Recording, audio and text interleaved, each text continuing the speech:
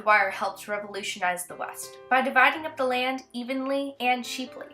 However, some people out west found it to be an impediment to moving across wide plains. Cowboys and Native Americans even came up with a new name for it: devil's rope.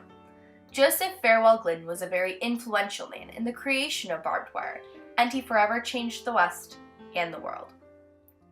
Barbed wire helped reform the West, but it had to start somewhere. In 1873, Joseph Glidden saw a wire attachment at the DeKalb County Fair in northern Illinois presented by Henry M. Rose.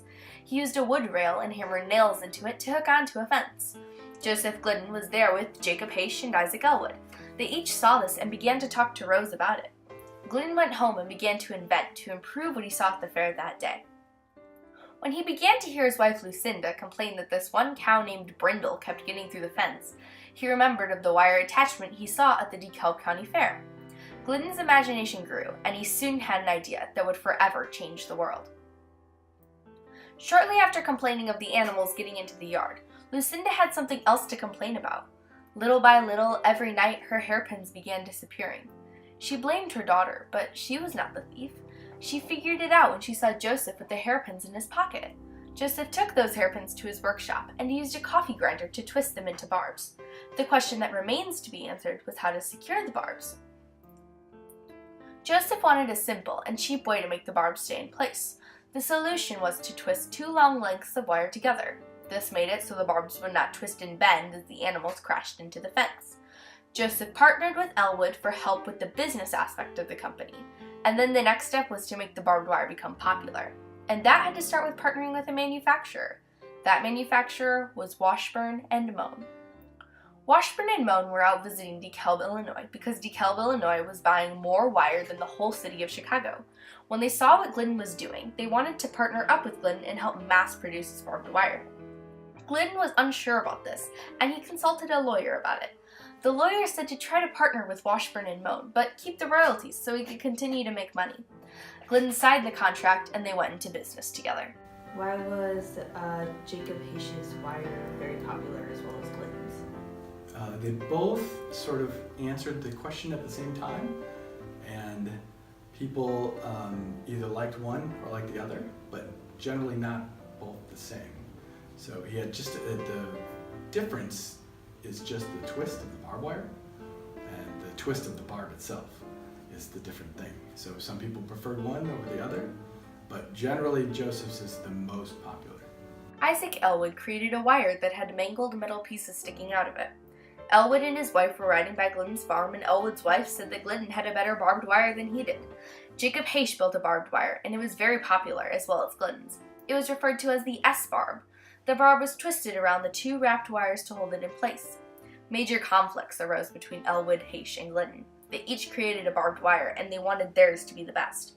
Elwood partnered up with Glidden so that he could monopolize the barbed wire industry. Part of the reason he partnered with Glidden was because of his wife's opinion. Haish was a fierce contender, and he went to court to see who got the patent, but Glidden eventually won. A factory was set up in DeKalb, Illinois to manufacture the barbed wire in. Barbed wire was consistently made, and it was easier and cheaper to manufacture it nearby and export it. There, Glidden could easily monitor his productions. Isaac Elwood partnered up with Glidden so that he could monopolize the barbed wire industry and focus on the business aspect. Part of the reason he partnered with Glidden was because of his wife's opinion.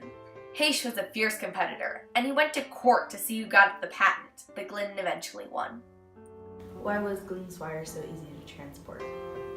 Glidden figured out a way to transport it by putting it onto a reel. So they actually were able to transport it in rolls or sort of bales, and they could actually load them onto a railroad car and ship them out to other towns. Joseph Glidden had patents already, so when he saw the barbed wire, Glidden thought that he could make that, so he did. He was a very creative man, and was intelligent too.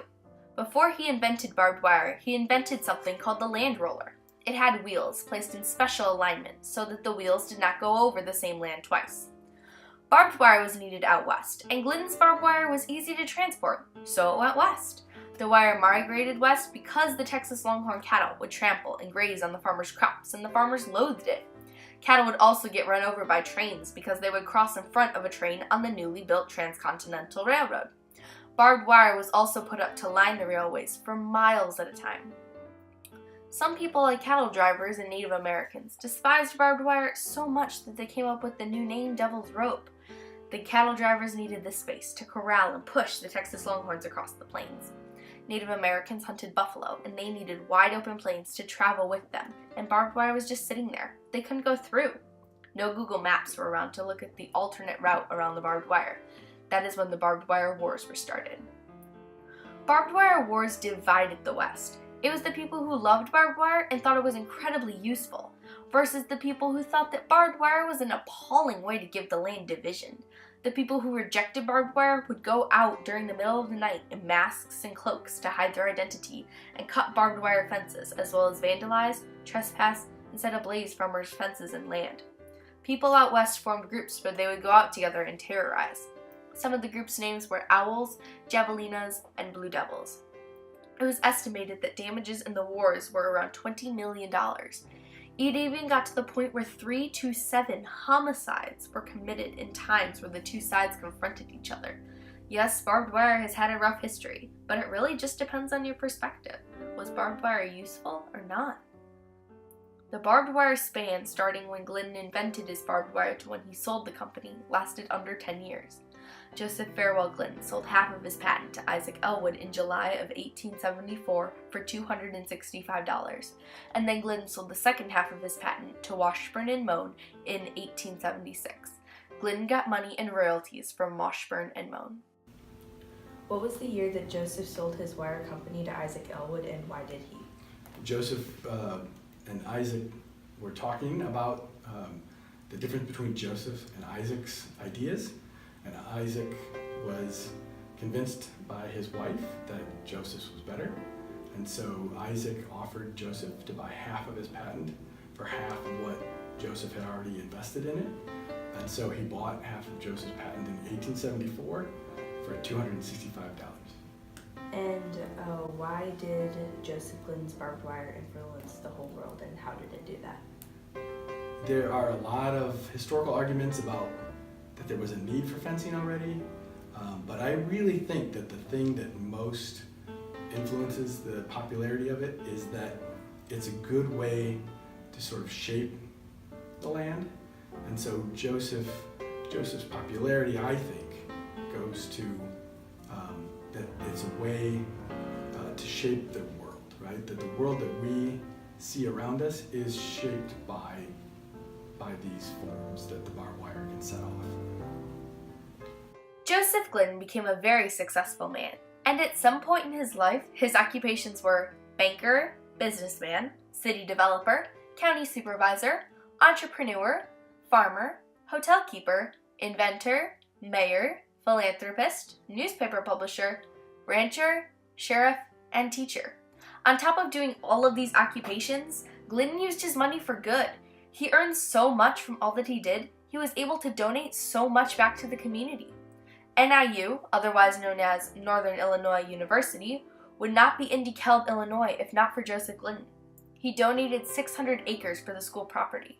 Residents of DeKalb County called him Uncle Joe because he knew everyone, and the people would strike up a conversation with him as if he weren't this incredibly prosperous man. Today, barbed wire has been used in wars, barricades, barracks, concentration camps, and home decorations. Joseph Farewell Glidden cut through the country with his patented barbed wire.